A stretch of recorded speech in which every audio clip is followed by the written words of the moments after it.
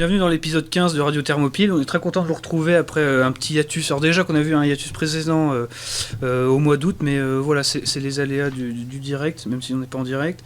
Donc moi, c'est comme d'habitude, c'est Dagon. Et là, on en retrouve à peu près l'équipe complète, puisqu'avec moi, donc, on a Adoc. Salut. On a Anya. Bonjour à tous. Et voilà, et on a Darius. Salut.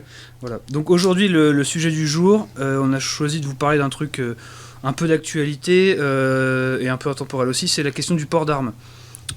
Puisque c'est un truc qu'on voit un peu apparaître sur les réseaux sociaux en France, même si c'est pas du tout évoqué, on va dire, dans le mainstream. Et le but pour nous, c'était de vous familiariser avec ce sujet-là, avec cette thématique, en essayant de montrer que c'est un enjeu important dans les jours qui viennent. Mais avant de s'attaquer au sujet en lui-même, on voulait vous donner une mise à jour sur le projet de magazine qu'on avait évoqué au début de l'épisode 14, pour vous dire voilà, que c'est fait, ça s'est concrétisé. Le premier numéro de notre revue, qui s'appelle Avant-Poste, a été publié, donc il est imprimé, voilà. On a fait une première préimpression, parce qu'en fait, l'imprimeur nous a enflé, voilà.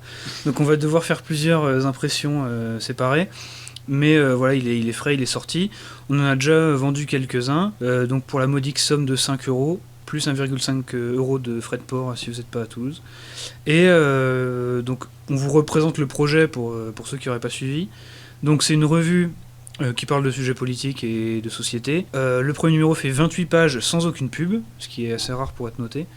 Et c'est écrit voilà, uniquement par des contributeurs locaux, des gens qui pensent bien. Voilà. Oui. Et notamment voilà, des gens du staff de Radio Thermopyle. Donc par exemple Adoc, est-ce que tu pourrais nous raconter un petit peu ce que tu as fait ? Donc ouais, moi à la base, j'ai voulu me pencher sur l'écologie, je voulais faire donc une interview, et tu l'avais dit, il me semble, la dernière fois, ça a capoté, moi aussi je me suis fait enfler, voilà. Et puis du coup j'ai écrit un court article sur le localisme. Ok. Darius. Moi je me suis pas fait enfler. Moi j'avais fait un article sur la musique industrielle et la musique néo-folk, qui était ce que je considère toujours comme une musique intrinsèquement de droite. Et j'avais participé avec une autre personne à faire l'interview de Boisson Divine, qui est du folk metal gascon. Voilà. Et Anya. Je me suis limitée à un seul article, mais j'ai essayé de le faire le plus détaillé possible. J'ai parlé de l'enseignement, et plus particulièrement de l'enseignement hors contrat. Voilà. Donc je pense que pour ceux qui sont des habitués du hors contrat, vous apprendrez pas grand chose, à part peut-être découvrir une nouvelle fondation pour l'enseignement dans les zones périphériques, qui est plus qu'intéressante. Et voilà, j'espère que vous trouvez ça intéressant. Et pour ma part, j'ai fait donc un encart sur la question qui nous intéresse aujourd'hui, sur la question du port d'armes pendant la Révolution française, on en reparlera. J'ai fait un article sur l'avenir de l'écologie politique et un autre de sociologie sur la question de l'atomisation. Donc on a bien travaillé, évidemment il y a un paquet d'autres contributeurs, essentiellement toulousains. Et donc voilà, le premier numéro est sorti, il fait 28 pages. Il est disponible, si vous voulez vous en fournir, vous nous donnez un message par les nombreux moyens de nous atteindre qui existent, qu'on rappelle en fin d'épisode systématiquement. Et on a prévu, alors pour l'instant c'est encore au stade d'ébauche, de faire un numéro 2 au courant de l'année 2020. Parce qu'en fait on ne veut pas se focaliser sur une périodicité, parce que c'est un rythme intenable, c'est très galère. Donc ils vont sortir au rythme où ils sortiront, voilà. Ce sera irrégulier, mais ce sera mieux comme ça. Et a priori, on va mettre un petit peu à jour le format, même si ce sera sensiblement la même chose, avec un dossier, quelques articles de fond, une interview, et voilà, en gros ce sera ça. Donc, on espère que vous voudrez en apprendre plus et que vous nous en prendrez. Si vous l'avez lu, on attend vos retours avec impatience. On a eu des premiers retours. On a eu des premiers retours qui sont très bons, donc on est satisfait, même si évidemment on cherche toujours à s'améliorer, donc voilà. Donc, je pense que maintenant on peut passer au cœur du sujet du jour, donc la question du port d'armes. Donc, alors, on le sait en général, quand on parle de port d'armes, il y a tout de suite le côté, on s'imagine les tueries dans les lycées aux États-Unis, il y a un côté ultra anxiogène, le sujet infâme par excellence, ça fait partie des tabous de la société française, comme la peine de mort peut l'être, ou des choses comme ça. Les chasseurs bourrés. Oui, voilà, donc les gens pensent que le sketch des inconnus est une enquête sociologique. Alors attention, c'est un sketch qui est excellent, qui est très drôle, mais c'est quand même un peu plus compliqué que ça. Mais donc l'idée c'est de parler de la possibilité pour des citoyens de détenir et d'employer légalement des armes à feu. Parce que aujourd'hui on va quand même parler des armes à feu, parce que les armes blanches et tout ça, c'est peut-être moins intéressant. Et C'est pas drôle. voilà, c'est pas drôle. Et d'expliquer en quoi ça peut être utile de défendre cette cause-là et que ça peut être productif. Et qu'en fait, oui. Sachant déjà que, bon, c'est comment dire, je suis un peu tatillon sur le terme, mais le port d'armes et détention d'armes, c'est Tout deux à choses fait. différentes. Effectivement, il y a oui, transport hein. et port, il y a une différence, ouais. Voilà, bon bah d'ailleurs, voilà, vu que vous avez décidé de m'emmerder, est-ce que, Haddock, tu pourrais nous rappeler un petit peu les bases de la législation en France pour Ouais. planter le décor? Donc, bon, comme ça a été évoqué, il y a une différence entre port d'armes et transport d'armes. C'est-à-dire que le port d'armes, c'est avoir une arme prête à l'emploi sur soi. Et le transport d'armes, donc, c'est avoir une arme, mais pas immédiatement utilisable. Ou alors, par exemple, si c'est une arme à feu, qu'elle ait une pièce retirée. Les deux sont néanmoins condamnables pour certaines catégories d'armes, que je vais donc vous expliquer. Donc, Voilà. on a tout d'abord la catégorie A, donc, qui est très rare. C'est les armes, en fait... de guerre, clairement, c'est transporté donc par les militaires et les forces de l'ordre uniquement. Quelques députés et aussi Alexandre Benalla, accessoirement, qui avait Oui. le droit au port d'armes, hein, donc il y Voilà. avait des armes de catégorie A. Des fois, on s'octroie le droit de faire des choses. Exactement. Voilà. Alors, voilà, c'est tellement rare en fait qu'il n'y a pas de condamnation si jamais vous transportez ces armes, Tout parce à que fait. c'est pas normal que vous en ayez. Voilà. Alors, c'est tellement interdit que vous pouvez pas te condamner. C'est parce tellement vous êtes pas interdit que censé en personne avoir. n'a pensé à faire des peines. Donc, ah merde, il l'a fait. Pfff, Ah merde alors, comment on peut les condamner, ceux du Bataclan? voilà, on n'y a jamais pensé. On n'y avait pas pensé à celle-là. Ensuite, t'as la catégorie B, hein, évidemment, parce que ça fait ABCD. C'est logique. Donc là, c'est des armes à feu pour tir sportif. Donc il faut avoir une licence de tireur sportif, évidemment. En posséder une sans tout le nécessaire, donc la licence, ça peut vous condamner à 75 000 € d'amende, sans forcément de prison, mais en tout cas confiscation des armes, etc. C'est alors, il me semble que oui, il y a tout un truc avec le calibre, etc. Mais là, c'est des points techniques que Ouais. je ne maîtrise pas. Alors en général, pour ce qui est de la catégorie B, tu vas tomber dans le semi-automatique. Ouais. Et alors il me semble que c'est jusqu'à 10 ou 11 cartouches maximum. Et ce sera surtout des armes comme ça ou des fusils qui sont, fusils à pompe en général. Ok, merci. Ouais. Parce que je crois que le fusil à pompe, au contraire, ça fait partie des Alors, armes les plus simples Ça à... dépend, c'est vrai que le fusil à pompe, tu vas avoir, il y aura la version chasse, il y aura la version stand de tir. Et puis il y a aussi la qui n'est différence, pas le même, est-ce que c'est un pompe automatique, C'est semi-automatique ça. ou à coup... Elle est là la différence ouais, surtout. ouais, voilà. Voilà, faut arrêter de jouer à Call of Duty, les garçons. Voilà, c'est ça. Donc ensuite on passe à la catégorie C qui fait partie en fait des armes de chasse surtout. Donc pour en posséder il faut avoir un permis de chasse. Dont le prix a été baissé récemment par le ouais. gouvernement Macron. Le prix a été Une de baissé. ces très rares bonnes initiatives. Oui, Oui, c'est vrai. Non mais il faut le dire. La baisse du prix aussi du permis de chasse en lui-même et tout ce qui est la licence et tout. Je crois que maintenant c'est 200 balles, non, c'est pas ça? Avant c'était beaucoup plus, maintenant c'est 200 avant balles. c'était cher. Je sais que c'est 100 € l'année l'abonnement pour pouvoir chasser. Après le permis en lui-même. Mais je crois avoir entendu ça, mais voilà. Donc ces armes c'est des armes à feu. Donc là c'est à peu près ok, c'est des armes à feu avec des munitions d'un calibre inférieur à 20 mm. Ou bien des lanceurs non pyrotechniques qui lancent des projectiles à moins de 20 joules. C'est-à-dire que si vous avez la force pour lancer un caillou à plus de 20 joules, vous êtes une arme de catégorie C, messieurs, dames. Oui, bon Oui, alors là il y a enfin, d'autres joue questions le- plus importantes qui se posent. Évidemment. Voilà, les ensuite- hormones qu'on consomme, les vacances à Tchernobyl. Exactement. Et ensuite, donc il y a la catégorie D, donc c'est obtention libre, donc c'est les armes de corps à corps. Voilà. Alors on va appeler ça tu comme vas ça. hein. aussi avoir arme à feu, mais ce qu'ils appellent c'était conception avant 1900. Oui, voilà, les armes en fait, ce qu'ils appellent type historique. Ouais. Les en fait. pétoires. C'est Oui, ça. mais enfin il y en a quelques-unes, conception avant 1900, c'est un peu plus que des pétoires. hein. Oui, il y en a qui fonctionnent, qui font des dégâts. hein. Oui, Mais et les munitions aussi d'ailleurs ne sont Bah, en catégorie ouais. D et sont libres d'achat. pas forcément, hein, ça dépend. Ça varie, mais la plupart, oui. Mm. Ensuite, bon, il y a aussi les gazeuses, les armes de paintball et les carabines à air comprimé qui sont en acquisition libre. Donc. Alors les gazeuses, on peut peut-être expliquer. Bah oui, c'est les gaz, enfin les petits contenants de gaz lacrymogène, Voilà. donc de moins de 100 ml. C'est le Donc truc vous avez le droit d'en portatif, avoir. t'appuies dessus, ça fait pchit et voilà. Ça fait pchit et le bonhomme il devient aveugle. Les Goliaths, c'est pas en catégorie D. Les Goliaths non, parce que les Goliaths, donc en fait c'est le format familial de la gazeuse. Format famille, hein, voilà, c'est l'éco plus C'est du maintien de voilà, l'ordre. Et c'est donc, un peu le J9. Voilà. Voilà. C'est l'utilitaire de la gazeuse, et donc ça fait plus de 100 ml, et donc c'est interdit. C'est interdit, il me semble que tu tombes en catégorie B, non? Normalement oui. Alors là j'ai pas regardé, parce que Ouais. du coup je regardais plutôt les armes à feu moi. Mais Et, oui. c'est Après, pas- je Moi j'avais sais, regardé, il me semble que c'était catégorie B. Après, je sais que en ce qui concerne, parce que bon, ce qui est intéressant ici, bon, c'est comme l'armement personnel pour le mec moyen. Oui. C'est-à-dire, bon, on vous encourage à avoir un permis de chasse parce que bon, c'est stylé. Oui. On vous encourage pas à acheter des mortiers. Voilà. Ça non. C'est un peu lourd. Voilà.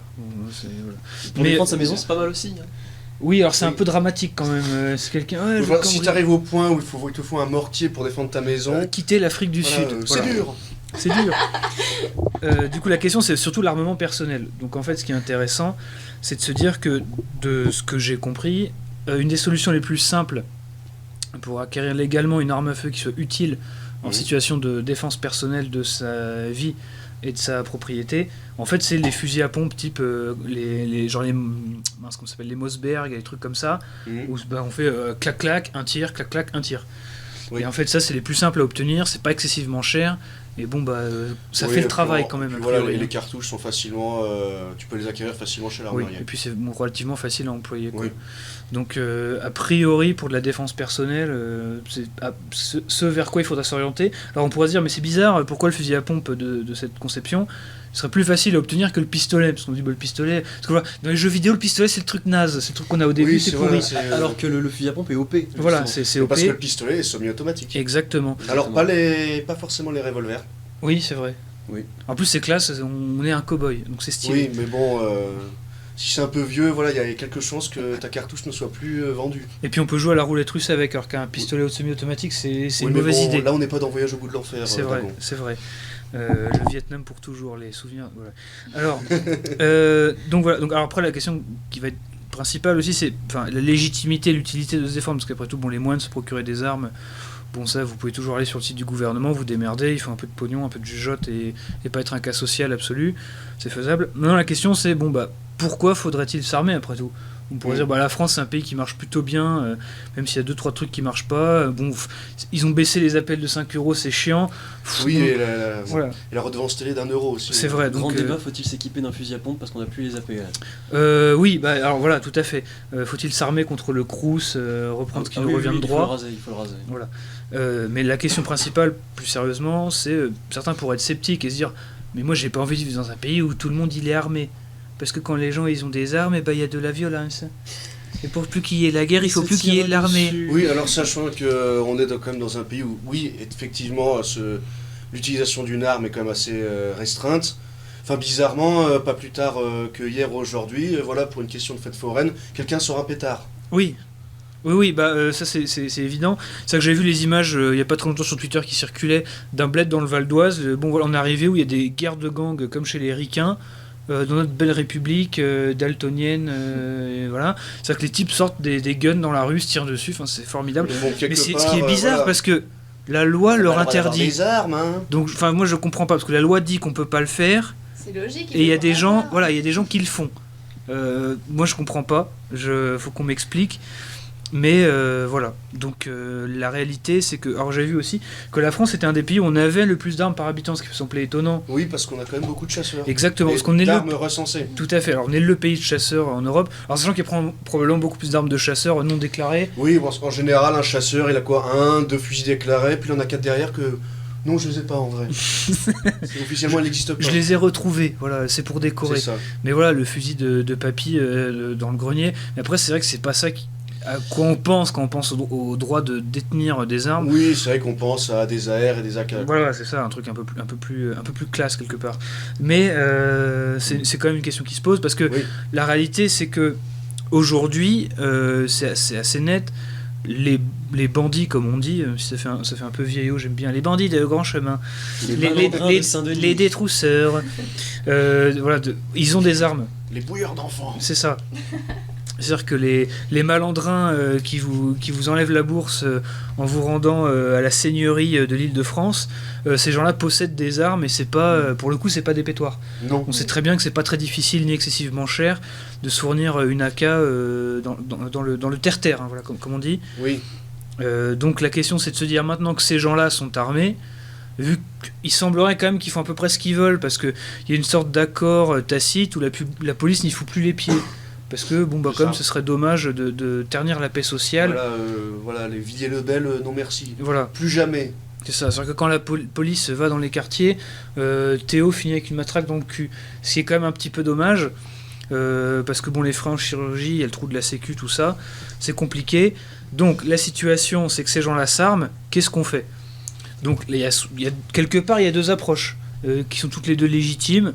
La première, c'est de se dire, bon bah, l'État va me sauver. C'est-à-dire que j'appellerai mon numéro, je ferai 3615 police. Donc là, pourquoi vous appelez? Je me fais braquer, venez m'aider s'il vous plaît. Mais là tout de suite. Ah ben là c'est ma pause, clac, bon off. Voilà, ou alors vous pouvez patienter. Oui c'est ça. Donc là on aura une version pourrie de Vivaldi au téléphone, voilà, ou une musique d'ascenseur. Tout à fait. Donc ça c'est le premier choix qui peut être louable, qui a sa noblesse. Comment faire pour se défendre avec, je ne sais pas, un saucisson, un fenouil, la flûte à bec du collège en 6ème. On peut le faire. Il y a des gens qui font des tutos là-dessus sur YouTube. Bon, voilà. Alors après, il y a la deuxième solution. On arrête d'être un FDP et on se prend en charge. Voilà, on achète... Voilà, donc c'est une philosophie différente. Voilà.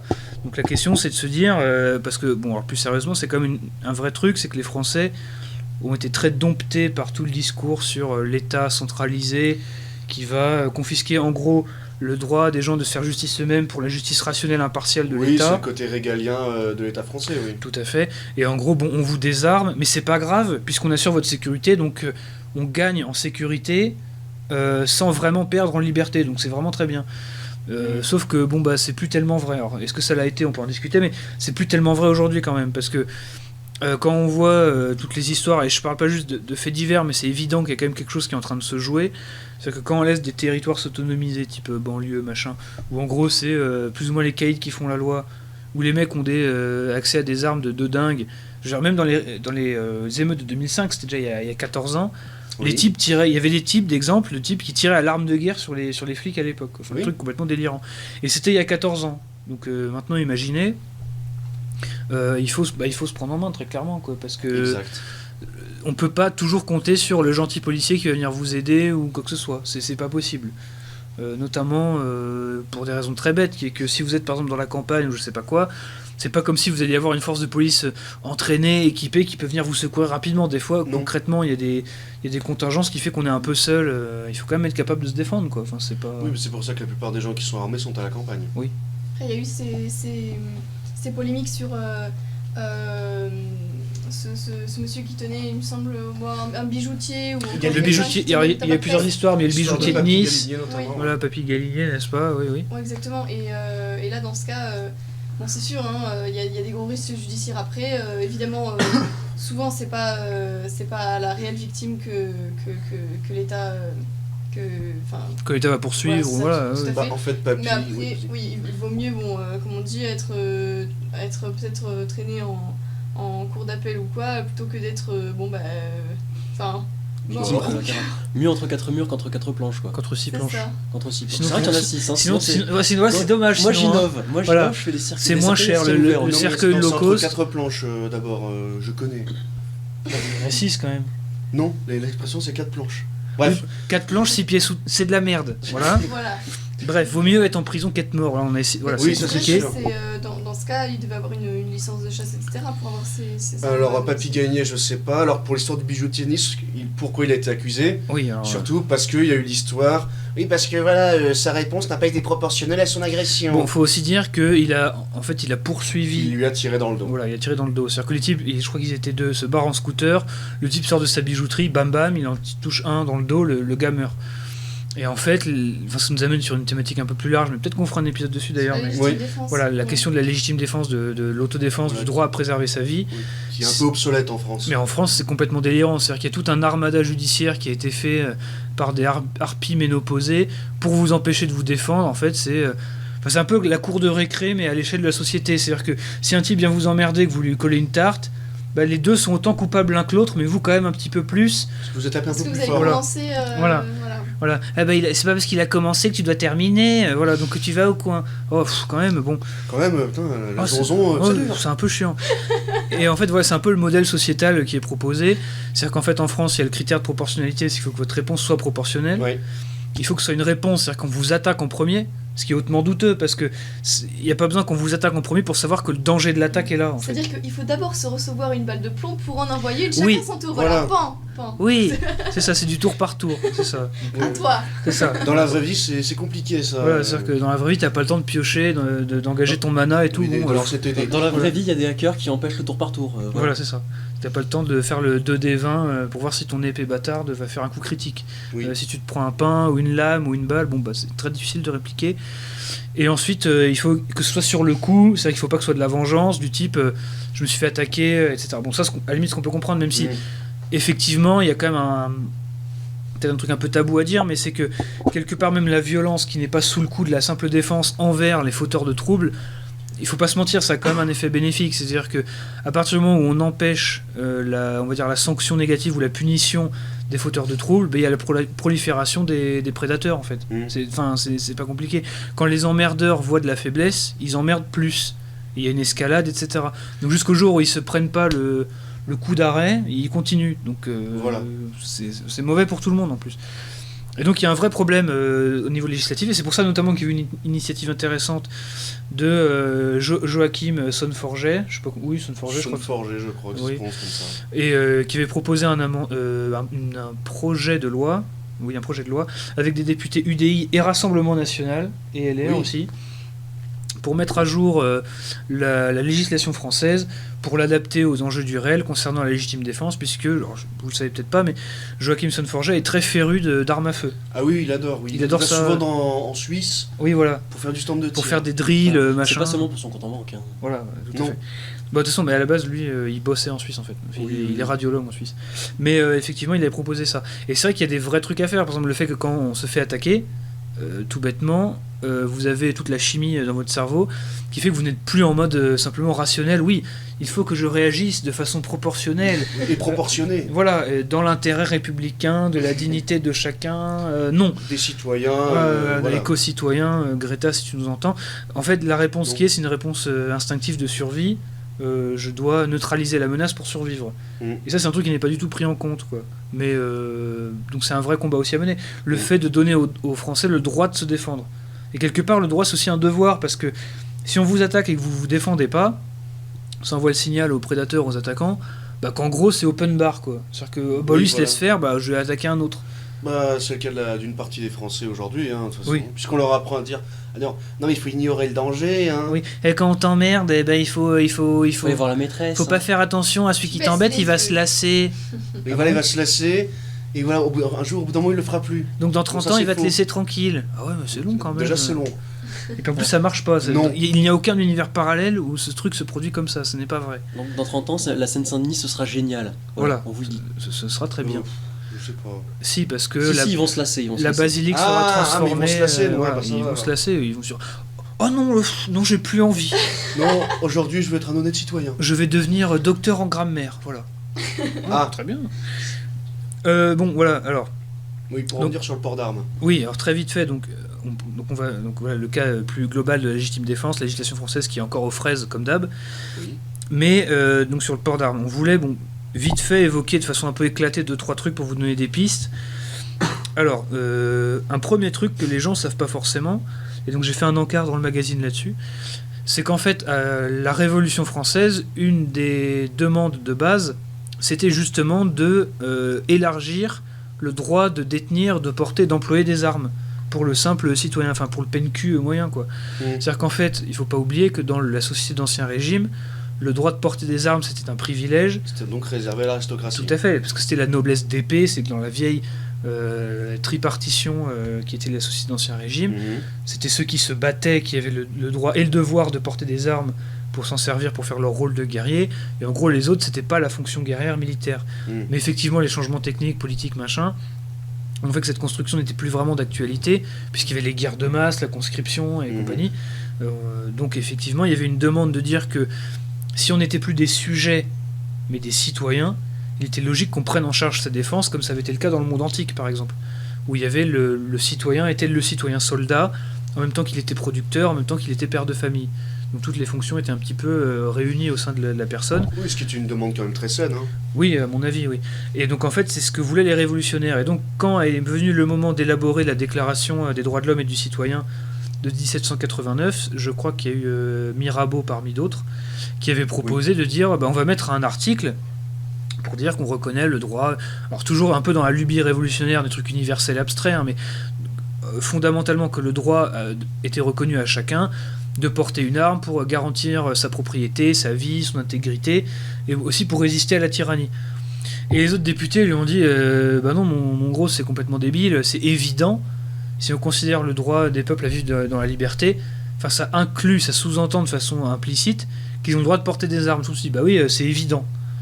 Non. Voilà. Aujourd'hui, ça l'est plus. Voilà, ça l'est plus. Donc aujourd'hui, il faut demander la permission de se défendre pendant que la police va éclater les gilets jaunes tout en laissant Boubacar faire circuler 25 kilos de cocaïne depuis son C4. Voilà, peut-être que c'est la vision que Robespierre avait pour la France, la vertu républicaine. Tirer une balle dans la gueule. Voilà, c'est ça. Non, a priori non. Donc c'est intéressant, c'est-à-dire que c'est pas un truc de gogol réactionnaire, je sais pas quoi, de posséder des armes. C'est un truc qui est éminemment noble et que si on se considère non pas comme un sujet, pas comme un esclave, mais comme un citoyen responsable, c'est une vraie cause à défendre. Parce que c'est presque un devoir. Mais oui, parce que c'est évident que des gens qui sont armés ne se font pas gouverner de la même façon que des gens qui ne le sont pas. Oui. J'ai cru que tu allais dire ne se font pas goumer. Oui, aussi. C'est vrai aussi. Voilà, parce que quelque part, quand on est armé, la hagar ne paye pas, comme on dit. Voilà. La hagar, ça fait pas. Le fait même de passer son permis de chasse, ça montre aussi qu'il y a encore des Français qui ont besoin de ce permis-là, parce que c'est vrai qu'il a pu se poser la question de est-ce qu'on abolit la chasse en France, etc., avec tous les lobbies anti-chasse qu'il peut y avoir. Et c'est vrai que déjà le fait de passer son permis de chasse, au niveau des statistiques, ils se rendront compte que déjà les Français sont attachés à ce permis-là. Tout à fait. En plus, ça nous amène à une deuxième raison pourquoi ça peut être positif de défendre le droit de porter des armes, d'en posséder. C'est aussi que quelque part, il y a la question évidente du patrimoine avec la chasse, c'est-à-dire que c'est une tradition, c'est important de la préserver. Et puis c'est aussi parce que ça apprend des valeurs relativement saines quand même. Parce que voilà, ça nous apprend un truc très bête, c'est que le monde n'est pas tout gentil, etc. Il y a des gens qui voudront vous faire du mal. Donc apprendre à manier les outils qui peuvent vous permettre de vous défendre, c'est une bonne chose, parce que on se défend soi-même, on défend sa famille, on défend sa communauté, on défend son pays, on défend ceux qui sont peut-être trop faibles pour le faire eux-mêmes aussi. C'est intéressant aussi. Parce qu'en général, il y a aussi un truc qu'on voit chez les gens qui sont anti-armes, c'est qu'eux-mêmes n'en utilisent pas, n'en possèdent pas. C'est un monde qui leur est distant. Et on voit très nettement chez ces gens-là, il y a une sorte de panique à l'idée de toucher des armes. dangereux. Oui, c'est comme ça. Là, c'est comme dans les films. Des mains quand ils touchent ça, voilà, c'est comme dans les films, comme dans True Lies, où en fait, quand le gun tombe par terre, il tire tout seul. Comme si les armes, le mec qui a conçu les armes aujourd'hui se disait oui, ça tombe, ça tire tout seul. Alors il y a sur les sécurité, il faut faire gaffe. Voilà, mais sur un vrai truc que tu achètes maintenant, non. Il y a un cran de sécurité. Voilà, et puis tu jettes par terre, je veux dire, c'est ça pas. Ça me rappelle un article dans un magazine américain, un anti-arme, qui disait du coup avoir essayé de tirer avec une arme automatique, je crois, et qui disait que pendant un court instant, il avait eu un PTSD, il était traumatisé, ses mains tremblaient. Tu sentais soit le mensonge, et puis, soit la fragilité. Mon épaule me faisait mal, mon corps tremblait de partout, le type avait tiré 2 cartouches d'AR-15. On va pas assez à la salle. Voilà, on est quand même assez loin de Ernst von Salomon. Tirer à la R15 en 50 kg, c'est pas sain. Oui, en effet. Voilà, on est assez loin des réprouvés quand Ernst von Salomon ne faisait qu'un avec la mitrailleuse. Voilà, en tirant sur des Estoniens au machine gun. Voilà, des bolchevistes. Mais effectivement, parce que porter des armes, c'est aussi comprendre ce que c'est que le danger, ce que c'est que le fait de se défendre, de prendre en main le savoir que c'est quand même pas un jouet. Oui, c'est vrai que ces personnes-là, tout ce qui est la violence, que ce soit même je pense des sports de combat, etc., le fait de se prendre des coups, d'être menacé, c'est pas quelque chose qu'ils connaissent. Oui, ces gens, qui... Alors si, c'est sûrement des gens qui se font insulter dans la rue, dans le métro, mais voilà, pour eux, non. Qui baissent les yeux, qui n'interviennent pas quand quelqu'un se fait agresser. Tout à fait. C'est des gens qui sont un peu morts intérieurement. Oui, c'est pas vraiment des citoyens. Le principe de confrontation, c'est un peu abstrait. Oui, voilà, c'est ça. C'est des gens, en fait, ils attendent que la vie se passe, qu'ils puissent consommer comme des gros cons, et puis après, voilà... Oui, ils sont un plus proches d'une méduse... C'est un peu le côté ce film qui avait été très mal traduit d'ailleurs, Soleil Vert, Soylent Green, où les gens sont recyclés pour faire de la bouffe, et avant de mourir, il y a cette scène où ils sont dans un lit confortable, il y a de la belle musique, des jolies images, ils crèvent et 20 minutes plus tard ils sont transformés en ramen pour les prolétaires.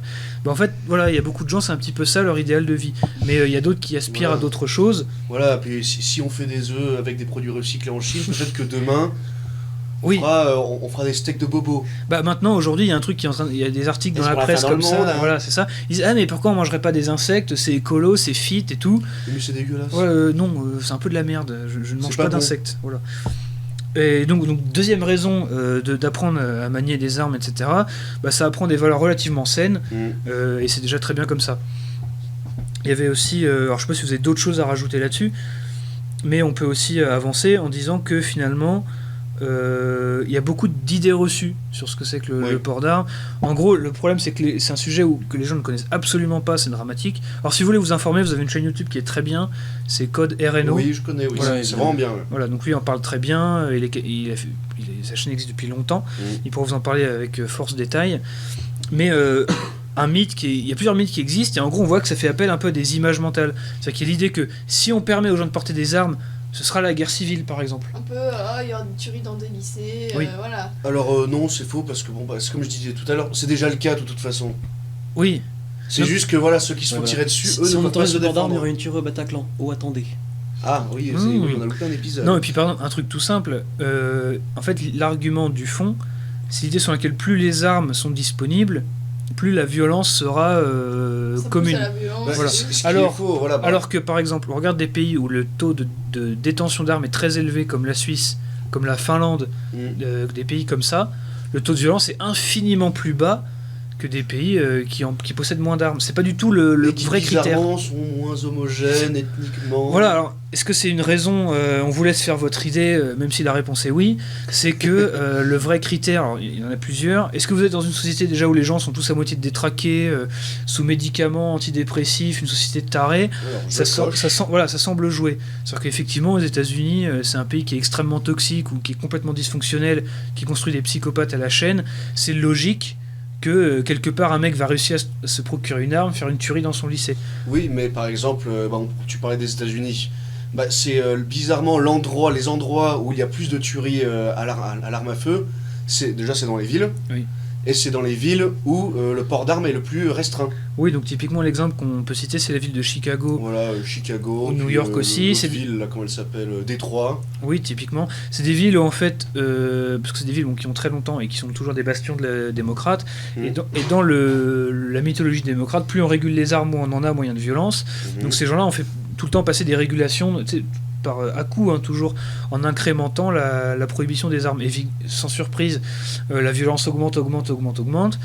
Non seulement parce que les gens qui auraient besoin de ces armes pour se défendre n'ont plus nécessairement accès, parce que le vrai critère, c'est pas ça. C'est-à-dire qu'à partir du moment où il y a des réseaux criminels qui, de toute façon, pourront se fournir des armes illégalement, ça n'a aucune importance. Mais ça, c'est-à-dire que les gens, surtout chez nous, ne comprennent pas que c'est pas parce qu'il y a le port d'armes, qu'on peut avoir un port d'armes aux États-Unis, que les criminels vont dire à l'armurerie: oui, tiens, je vais enregistrer, puis dans 3 jours, je vais faire un casse. Non, c'est pas comme ça que ça marche. Non, il va l'acheter ailleurs. Voilà une arme avec un numéro de série, les criminels. Voilà, le numéro de série qui a été grippé. Voilà, ils vont le limer et puis ils vont faire leur saloperie. Mais parce qu'il y a aussi l'idée selon laquelle on peut tout à fait critiquer le port d'armes aux États-Unis, il n'y a pas de problème là-dessus. C'est parce que eux font des erreurs qu'on les fait aussi. C'est-à-dire qu'on peut tout à fait faire un port d'armes. Par contre, on est d'accord que le port d'armes aux États-Unis, il y a peut-être un petit peu trop. Il y a un peu le délire, si j'ai pas le droit de posséder une tête nucléaire dans mon jardin, je vis dans un pays communiste. Voilà, les vidéos de stand de tir de gros américains. Soit des gros boomers d'ailleurs.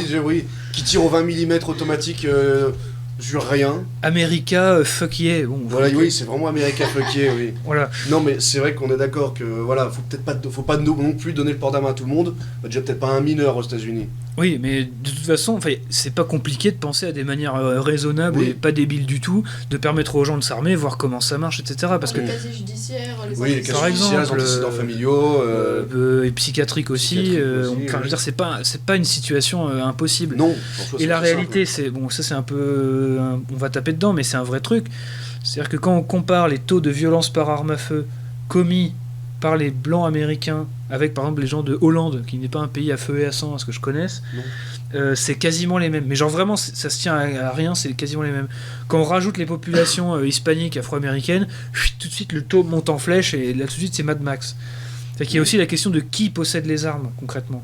Oui. Et aujourd'hui effectivement la donnée filer un gun à Toufik mais empêcher Luc Martin d'en posséder un, c'est moyen.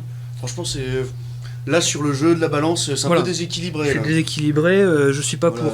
Luc Martin, pas de chance. Voilà, toi, non, tu vas mourir. Voilà. Tu n'as pas ce droit-là pour moi. Déjà, il a tué son frère Ashta, du coup, il va mourir. Voilà, c'est ça. Mais bordel, j'ai le droit. Non, t'as aucun droit. Voilà, l'État qui te dit non, t'as aucun droit. Mais voilà, c'est ça. Donc, un autre mythe aussi, alors qu'est-ce qu'on pourrait dire ? Que en gros s'il y a plein d'armes du coup il y a énormément d'accidents et tout machin, alors qu'en réalité le taux d'accident est extrêmement faible, même aux États-Unis où il y a des gens qui s'en servent quand même de façon tout à fait inconsciente.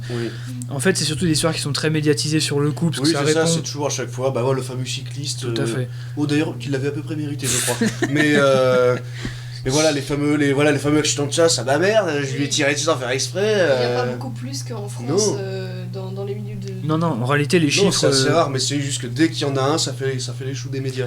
Parce qu'en général ces gens-là... Enfin, petite parenthèse, les gens en France sont très cons et pensent que la raison pour laquelle les médias sensationnalisent certains sujets, c'est juste parce que c'est spectaculaire, donc ça fait de l'audience. C'est très partiel comme explication. En général c'est beaucoup plus parce que ça répond à un biais idéologique où les journalistes ou le groupe médiatique est persuadé de faire le bien en parlant d'un sujet plus que d'un autre, pensant que c'est la bonne cause. C'est surtout ça le sujet.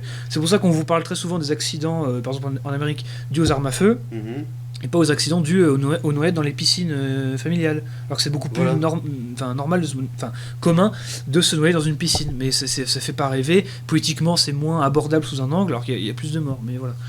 C'est un truc qu'on peut évoquer aussi. Voilà, alors concrètement, sur les mythes, il y en a un paquet, mais bon, encore une fois, moi je vous renvoie vers la chaîne de Code Reno, parce qu'il en parle très bien. En plus, c'est facile à regarder, il n'y a pas de souci. Puis il y en a qui sont très drôles, les vidéos justement où ils clashent un peu les anti-armes sont assez drôles. En fait, il va à balles réelles, justement. Oui, tout à fait. Mais parce que, ça c'est un truc, et après, voilà, dernière remarque, c'est que faut vraiment voir que derrière le côté anti-armes, c'est pas du tout du rationnel, du politique, du philosophique. Non, c'est du sentimentalisme. C'est des gens, pour moi, qui sont vraiment puérils. Ils sont bloqués dans l'enfance, et le fait de prendre en charge leur défense, ça les scandalise. Le fait d'admettre que dans le monde, il y a de la violence, et que c'est parfois par la violence raisonnée qu'on tient les prédateurs en jeu et qu'on vit en paix. Enfin, je veux dire, si tu veux la paix, prépare la guerre, c'est pas une phrase... c'est un peu la philosophie de se dire l'homme par nature est bon, je ne comprends pas pourquoi il y a des méchants. Tous les gens ne sont pas aussi morts cérébralement que moi en engloutissant 2 litres de soja par jour, c'est bizarre. Non, c'est pas bizarre, c'était la norme avant que tu vives ta vie à travers Netflix et Amazon, voilà. Donc, et Combini. Voilà, ça clash. N'en parlons pas d'ailleurs. Non.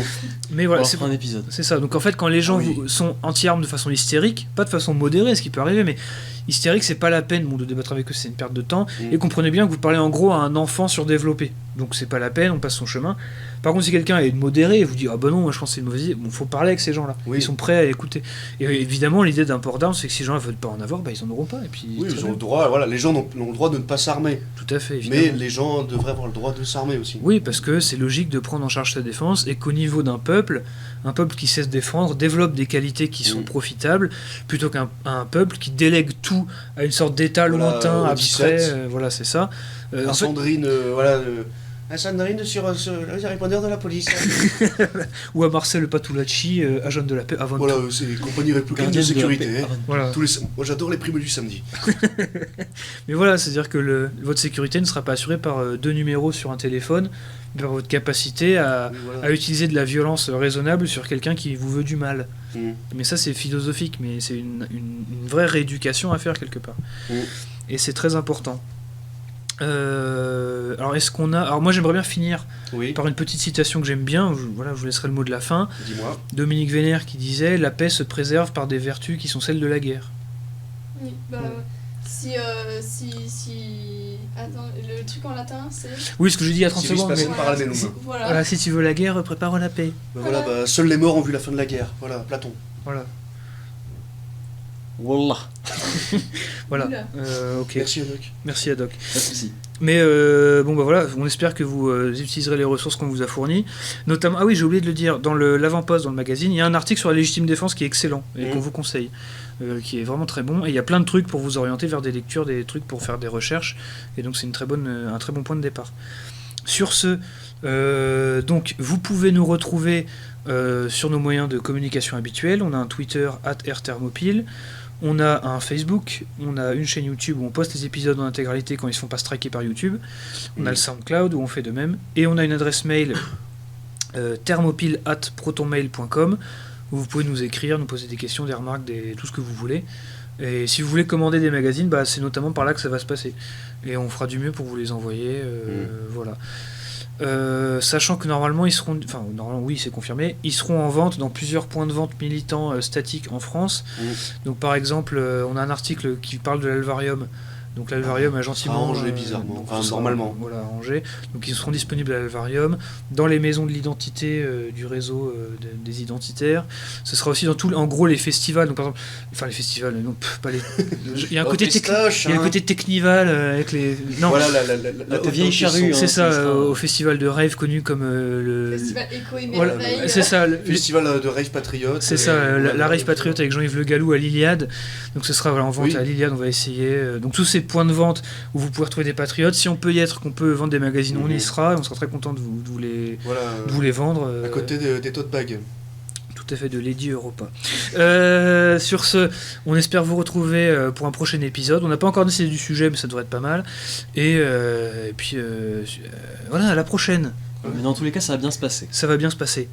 Ouais, à très vite, hein. À bientôt. Bisous. Bisous, à bientôt. Salut.